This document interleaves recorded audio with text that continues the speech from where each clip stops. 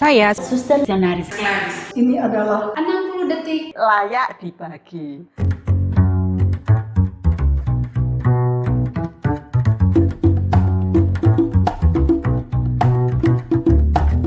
tidak ada adegan yang lebih menggetarkan surga dan dunia selain adegan seorang anak yang berlutut berdoa yang tangannya bertumpu di atas pangkuan ibunya. Suara anak dan ibu melebur menjadi satu. Mereka mengucapkan, "Bapa kami yang ada di surga." Sementara malaikat pelindung melebarkan sayapnya agar tidak ada kekuatan apapun yang mengganggu kesucian peristiwa itu. Ibu itu Maria, anak kecil itu kamu dan saya juga. Dengan imajinasi suci seperti itu, doa kita dan Bunda Maria, bagaimana mungkin Bapa menolaknya? Ada beberapa orang bertanya, "Suster, buat video 60 detik bahannya dari mana?" Tentu dari berbagai sumber. Ada dari ajaran gereja Katolik, tulisan dan kisah santa-santa, dan tulisan lain yang sumbernya terpercaya.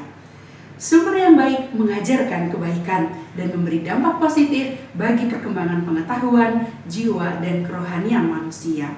Betapa penting peran penulis, jurnalis, dan konten kreator.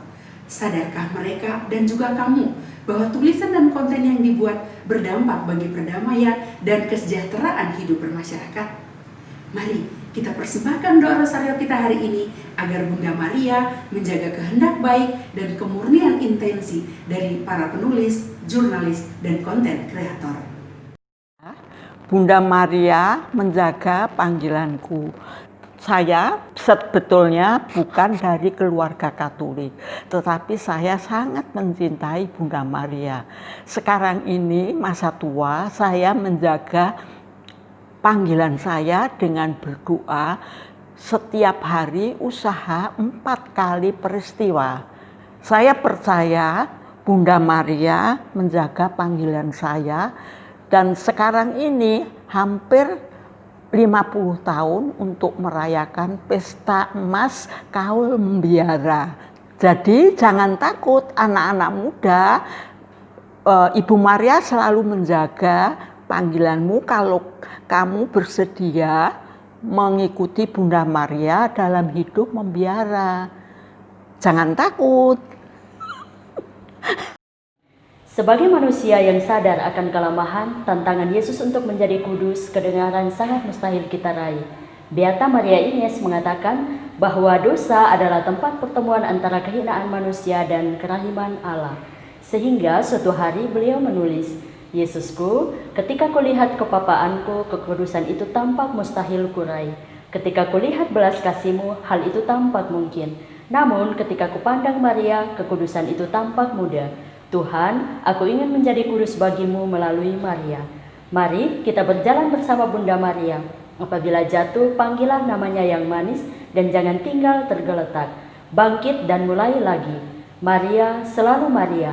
Jangan pernah nama itu hilang dari mulut dan hatimu.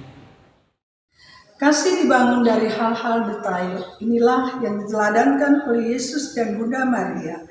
Bagaimana Maria melihat detail di pesta pernikahan bahwa mereka kehabisan anggur. Bagaimana Yesus mengajarkan untuk mencari satu domba yang hilang.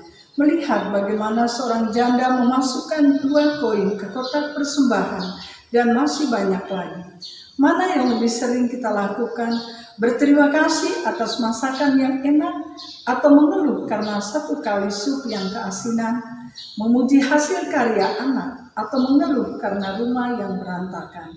Mari kita belajar untuk lebih menghargai orang lain dan berterima kasih atas hal-hal kecil yang selama ini jarang kita syukuri. Besok hari Minggu tanggal 18 Oktober adalah Hari Doa Sedunia untuk Misi, yang tahun ini temanya adalah "Ini Aku, Utuslah Aku". Paus Fransiskus mengajak kita untuk membuka hati dan berani menanggapi tugas perutusan dari Tuhan dengan tindakan solidaritas yang nyata, terutama kepada orang-orang di sekitar kita yang hidupnya menjadi sangat sulit akibat dampak pandemi ini. Bersama Suster Misionaris Claris, Suster seluruh Indonesia, saya mengundang kamu untuk berdoa Rosario Misi besok pukul 10 waktu Indonesia bagian Barat yang akan kami siarkan live lewat YouTube Misionaris Klaris Indonesia. Sampai jumpa besok ya. Figur Maria menunjukkan betapa Allah sangat menghargai martabat wanita. Jadi segala bentuk diskriminasi dan eksploitasi seharusnya dihapus dari muka bumi ini. Dengan memandang Bunda Maria, kaum wanita dapat memahami betapa besar misi yang dipercayakan Allah kepadanya. Tidak hanya itu, belajar dari Bunda Maria, kaum pria pun dapat memiliki pandangan yang lebih lengkap dan seimbang tentang identitasnya, tentang perannya dalam keluarga, serta dalam masyarakat. Mari kita persembahkan rosario hari ini untuk pertobatan oknum-oknum yang masih melakukan perdagangan manusia serta eksploitasi kaum wanita dan anak-anak. Suatu malam saat misa dimulai, Santo Bernardus mendapat sebuah penglihatan. Banyak malaikat turun dari surga dan berdiri di samping setiap umat yang hadir. Masing-masing malaikat memiliki buku dan menulis dengan tinta yang berbeda-beda. Maka Santo Bernardus bertanya dan dijawab demikian oleh malaikat. Kami menulis doa yang dipanjatkan dengan cinta menggunakan tinta emas, tinta warna perak untuk doa dengan iman, tinta hitam untuk doa yang dipanjatkan penuh perhatian, dan doa yang hanya diucapkan dengan bibir kami tulis dengan air. Mari kita doakan banyak salam Maria dengan cinta agar malaikat pelindung kita menulisnya dengan tinta emas. Beata Maria Ines adalah pribadi yang sangat sadar akan kelemahan dan kekurangannya. Hingga suatu saat dia menulis, Tuhan, aku tidak memiliki apa-apa selain kehinaanku. Karena itulah yang dihasilkan kebunku. Namun di tengah kebun itu ada hatiku yang berkobar-kobar dan kuberikan kepadamu seutuhnya. Buatlah apa yang kau kehendaki, namun jangan pernah biarkan aku keluar dari acuan ilahi. Tempatku harus dibentuk, yaitu hati Maria. Jadi, setiap kali kamu merasa tidak layak menjadi milik Tuhan, berdoalah rosario, tenggelamkanlah dirimu dalam hati Maria. Di sana kamu akan dibentuk seturut kehendak ilahi.